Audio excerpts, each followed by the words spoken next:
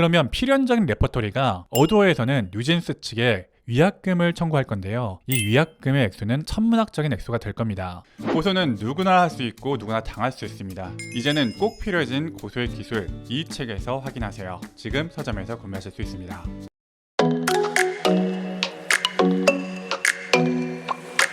현변의 전지적 변호사 시점입니다. 저는 가능한 법률적인 관점에서 객관적으로 사건을 분석하기 위해서 노력하고 있습니다. 오늘은 뉴진스 이야기를 좀 해보려고 하는데요. 이 뉴진스 한희 씨가 고용노동부에 직장 내 괴롭힘으로 민원을 제기한 적이 있었죠. 사실 이 부분은 어느 정도 예상이 되었던 부분인데, 이 고용노동부에서는 뉴진스는 근로기준법상 근로자라고 보기 어렵기 때문에 행정 종결했다라고 밝히고 있어요. 사실 이 부분은 뉴진스만이 아니라 어떤 아티스트도 거의 비슷할 건데요. 현재까지의 판례나 처분례를 보았을 때 아티스트를 근로자라고 볼 수 있는가, 이것에 대해서는 대부분 부정적인 입장입니다. 근로자성이 인정이 되어야 직장 내 괴롭힘이냐 이것까지 판단이 가능할 건데, 애초에 근로자성이 인정되지가 않는다면 판단할 여지가 없다는 거죠. 일반적인 경우에는요, 아티스트와 그 소속사가 대등한 계약 주체라고 보고 있어요. 이게 사용자와 근로자 사이에서 지시 감독을 받는 관계는 아니다라는 것이 대부분 주류적인 판례입니다. 저도 마찬가지 의견인데요. 근로자성이 인정되기는 대단히 어려울 것이다 라고 보고 있습니다. 그래서 어느 정도 예견되었던 사례이고요. 제가 오늘 정말 말씀드리고 싶었던 건요, 이 뉴진스 측에서 어도어의 내용 증명을 보냈는데요. 이 내용 증명이 제가 봤을 때는 큰 분쟁의 시작이다, 선전포고가 같다라고 보여지는 면이 있어서 이거를 좀 설명드리려고 했어요. 일단 이 내용 증명의 내용을 보면요, 이 서신을 받은 날로부터 14일 이내에 전속계약의 중대한 위반 사항을 모두 시정하라 라는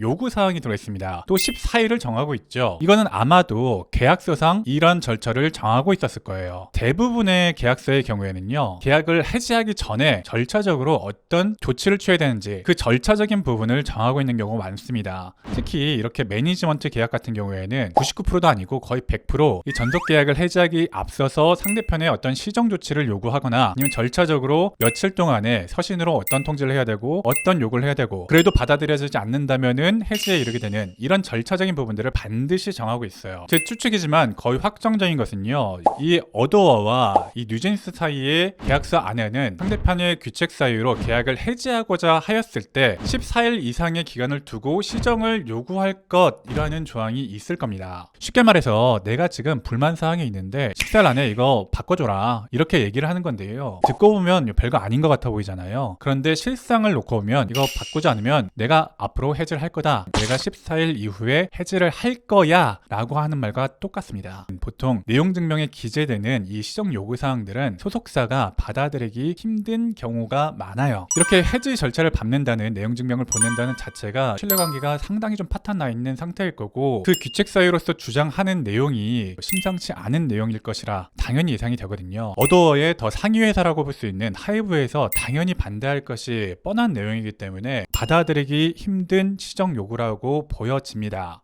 그러니까 애초에 뉴진스도 이 시정 요구가 받아들여질 거라고 생각하고 내용 증명을 보낸 것은 아닐 거란 말이죠. 그럼 변호사님, 그러면 이 내용 증명 자체가 별로 의미가 없는 거 아니에요? 이 내용 증명 안 보내고 그냥 해지 요구하면 되는 거 아니에요? 아닙니다. 나에게 칼자루가 없는 경우에 이 해지를 요구하는 입장에서 오히려 증을 해야 될 게 더 많고요, 소송의 난이도가 많이 높아집니다. 상대편의 소송 난이도보다 나의 소송 난이도가 더 높을 때, 이럴 때는요, 오히려 이렇게 절차적인 부분을 꼼꼼하게 따져가지고 안전하게 진행하는 것이 굉장히 중요할 수가 있습니다. 안 그래도 나의 소송 난이도가 더 높은데 이런 절차적인 것을 까딱 잘못했다가 상대편의 꼬투리에 잡히게 되면은 그 도그마에 빠져서 내가 소송을 도저히 뒤엎지 못하는 경우가 발생할 수가 있거든요. 이런 절차적인 부분은 너무 명백한 부분이기 때문에 사후적으로 어떻게 바꿀 수가 없잖아요. 그러니까 재판을 들어가기 전에 꼼꼼하게 따져서 절차를 안전하게 진행을 하겠다, 이 얘기거든요. 이거는 어도 측도 알고 하이브 측도 알고 사실은 뉴진스 측도 다 알고 있을 거예요. 그럼에도 불구하고 이런 내용 증명을 보낸 이유는 계약서상 정해져 있는 절차를 밟기 위해서 이 내용 증명을 보낸 것이다, 이렇게 이해하시면 좋을 것 같아요. 내용 증명을 보내고 난 이후에 칼을 뽑았잖아요. 무라도 안 쌀 수가 없습니다. 뉴진스 측에서는 계약이 어도어 측의 규책 사유로 인해서 파탄이 되었고 또 해지가 되었다라고 이렇게 주장을 할 것이고, 어도어 또는 하이브 측에서는 뉴진스의 일방적인 해지 또는 규책 사유로 인해서 이 계약이 해지가 되었다라고 주장을 할 거예요. 그러면 필연적인 레퍼토리가 어도어에서는 뉴진스 측에 위약금을 청구할 건데요. 이 위약금의 액수는 천문학적인 액수가 될 겁니다. 제가 피프티피프티 사례를 몇 번 설명드렸는데 피프티피프티의 경우에보다 뉴진스는 매출액의 규모로 봤을 때나 그 활동 기간으로 봤을 때나 비교가 안 되는 그룹이잖아요. 그 수십 배에 달하는 정도의 매출액이 발생했을 것이고, 위약금은 보통 잔존 계약 일수 곱하기 월 평균 매출액으로 보통 정해놓게 되는데, 이 매출액의 규모가 이 피프티피프티와는 또 비교도 안 되는 규모일 것이 추측이 되고 있습니다. 그렇다면 진짜 수천억 원대의 위약금 소송이 앞으로 발생할 수 있다는 거죠. 지금 폭풍 전야를 앞두고 있는데요. 이제 시정 요구한 날짜가 얼마 안 남았어요. 이 이후에는 뉴진스와 어도어 또는 하이브 사이에 본격적인 소송이 불이 붙을 텐데, 한편에서는 좀 안타깝죠. 이 뉴진스 정말 최고의 K-팝 아이돌인데 법률적인 분쟁을 겪는 게 정말 좀 안타깝습니다. 자, 오늘 내용을 정리하면요, 이 뉴진스 어도어의 내용 증명을 보냈고, 아마도 이 내용 증명에 들어있는 시정 요구는 일반적으로 받아들여주기 힘든 내용일 것이다. 세 번째, 그렇다면 결국 전속계약 해지와 그에 따른 위약금 청구가 뒤따를 것이다. 이렇게 정리할 수가 있겠습니다. 자, 오늘 내용이 도움이 되셨다면 구독과 좋아요 한 번씩 눌러주시기 바랍니다. 저는 오늘도 실전 법률을 알려드리는 현면이었습니다.